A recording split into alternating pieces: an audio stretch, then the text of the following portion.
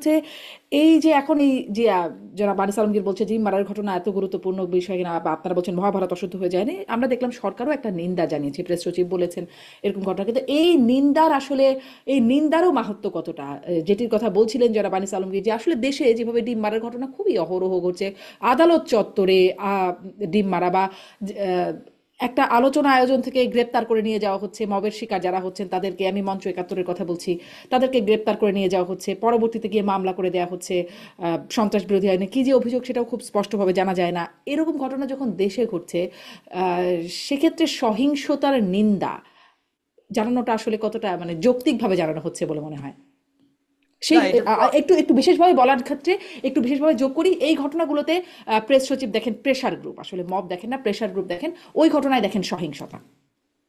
না, এটা তো সরকার যে মানে খুবই আম, বিব্রত এবং তাদের যে দুর্বলতার একটা মারাত্মক বহিঃপ্রকাশ ঘটেছে, এতে কোনো সন্দেহ নাই। এই ধরনের একটা ভালনারেবল অবস্থা থেকে একটা বিবৃতি দিয়ে হয়তো নিজেদের আত্মরক্ষার চেষ্টা করছেন, কিন্তু তাদের যে নট একটা ওয়েল প্ল্যান্ড, অর্কেস্ট্রেটেড, সুন্দর পরিকল্পিত একটা সফর করার যে সামর্থ্য বা সবকিছু গুছিয়ে করার যে সামর্থ্য, এবং আনিস আলমগীর সাহেব যেভাবে বললেন যে ডেফিনেটলি যে একটা পজিটিভ মুভমেন্ট, পজিটিভ হেডওয়ে, এগিয়ে যাওয়ার যে একটা প্রমিস, যে না সব কিছুকে অতিক্রম করে যে যেই সমস্যাগুলো আমরা দেশে মোকাবেলা করেছি দীর্ঘ বছর, দেড় দশকের উপরে সময় আমরা এই যে মোকাবেলা মানে আমাদেরকে মুখোমুখি হতে হয়েছে, যে গণতন্ত্রহীনতা বা নির্বাচন না থাকা, সুশাসন না থাকা, আইনের শাসন না থাকা, এবং সকল প্রতিষ্ঠানের মর্যাদা ভুলুণ্ঠিত হয়ে যাওয়া, মিডিয়ার স্বাধীনতা হরণ করা, এই সব জায়গাগুলোতে তো প্রফেসর ইউনূস সাহেবের অনেক কিছু করার ছিল। সেক্ষেত্রে আমরা যে অগ্রগতিগুলো দেখেছি এগুলোতে খুব বেশি আশাবাদী হওয়ার মতো আসলে কিছু হচ্ছে না। সেটা এই ব্যাপারে কিন্তু সব জায়গার মধ্যে কিন্তু একটা হতাশা তৈরি হয়েছে। এবং একই সঙ্গে যে নির্বাচন কবে হবে এটা নিয়ে একটা দীর্ঘ সময়ের একটা বিতর্ক চলেছে। কেন?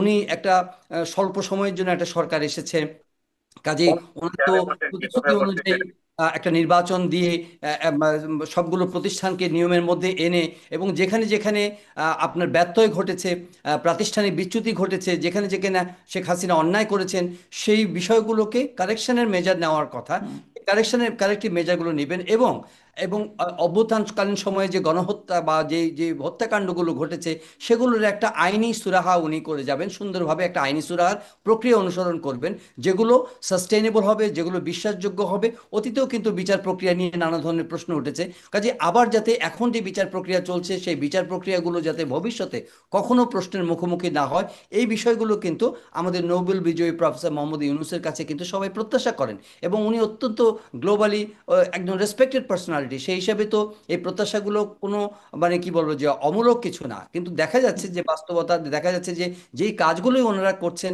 এখানে যে আপনি বিবৃতির কথা বললেন, ডেফিনেটলি এখান থেকে শুরু করে সামগ্রিক গভর্নেন্সের ক্ষেত্রে, সামগ্রিক ব্যবস্থাপনার ক্ষেত্রে, সামগ্রিক মন্ত্রণালয় পরিচালনার ক্ষেত্রে, প্রাতিষ্ঠানিক সংস্কারের ক্ষেত্রে ওনারা কিন্তু খুব বেশি অগ্রগতি করতে পারেনি। এমনকি আপনার যে জাতীয় ঐকমত্য কমিশন যে এত দীর্ঘ এক্সারসাইজ করেছেন, এতগুলো রাজনৈতিক দলকে নিয়ে এত আলোচনা করেছেন, এগুলো তো কোনো মিনিংফুল কিছু কিন্তু আউটকাম দেখা যাচ্ছে না। এখন নির্বাচন যখন ঘনিয়ে আসছে, তখন এক পক্ষ মানে পিআর সিস্টেমের কথা বলছে, এক পক্ষ বলছে যে হ্যাঁ আসন ভাগাভাগি নির্বাচন হবে, এক পক্ষ বলছে যে বা সামনে একাধিক নির্বাচন হতে পারে। মানে কোনো কিছুই কিন্তু মানুষের সলিড একটা বিশ্বাসযোগ্য হুম। বাস্তবতা কিন্তু বিরাজ করছে না দেশে।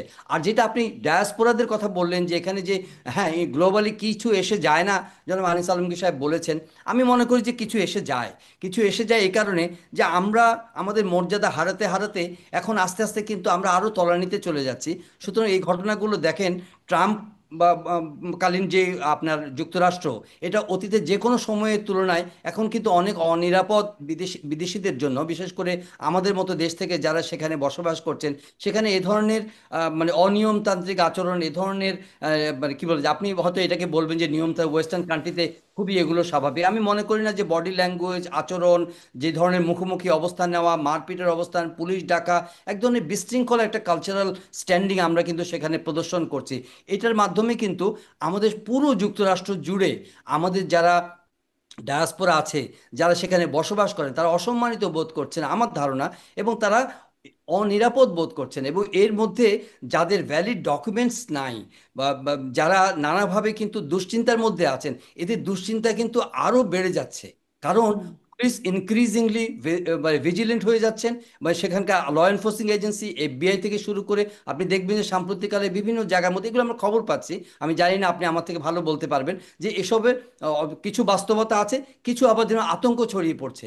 কাজে আমি মনে করি যে যে আমাদের ডায়াসপোরা বা আমাদের দেশের অভ্যন্তরীণ রাজনীতিকে যুক্তরাষ্ট্রের মাটিতে হুম। এভাবে একেবারে ডেমনস্ট্রেট করে বিরাট কিছু অর্জন করে ফেলবেন, হয়তোবা এটা ঠিক যে দেশে একটা প্রতিপক্ষ যখন সাংঘাতিকভাবে মাজল হয়ে যায়, সাংঘাতিকভাবে কোণঠাসা হয়ে যায়, তখন তারা বিভিন্নভাবে তাদের সেই এক্সপ্রেশনগুলো আসবে, এটাই স্বাভাবিক। কাজেই আমার মনে হয় যে প্রফেসর ইউনূসের যে সরকার, তাদের উচিত হবে যে উত্তেজনা, ঘৃণা, প্রতিশোধ এবং এই ধরনের কি বলবো, যে রাজনীতির যে বিরোধের যে মাত্রা, বিভাজনের যে মানে গতি, এটাকে আর আমার মনে হয় যে খুব বেশি মাত্রায় না বাড়িয়ে কিছু নিয়মতান্ত্রিক শৃঙ্খলার মধ্যে সব রাজনৈতিক সংস্কারগুলো আনা এবং নির্বাচন দিয়ে একটা রেগুলার গণতান্ত্রিক সমাজ জি, কায়েমের বিরোধ ক্ষেত্রে না বাড়িয়ে নির্বাচন দিয়ে একটা ভূমিকা শৃঙ্খলার মধ্যে ভূমিকা আনার পালন কথা করা বলছেন।